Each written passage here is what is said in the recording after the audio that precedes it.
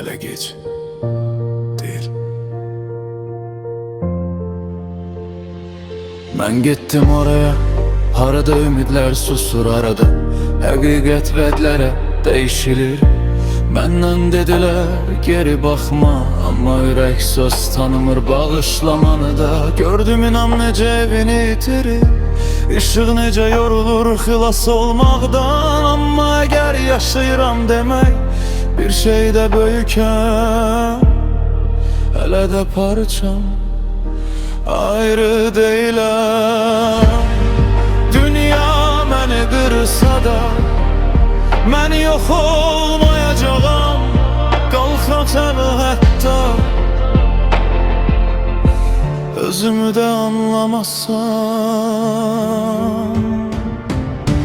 Mən güllər və işıq arasında dayanıram. Gökdəs deyiləm, amma itkində deyiləm.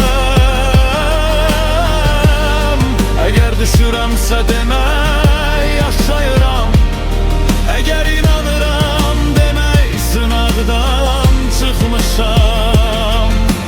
Mən güllər və işıq arasında nəfəs alıram. Ağrı mənim qonaqsız dostum olsa da adımı geri alacağam, soyuq və yad əllərdən. Mənə tac və işıqlar lazım deyil. Gördüm şöhrət necə köhnəli.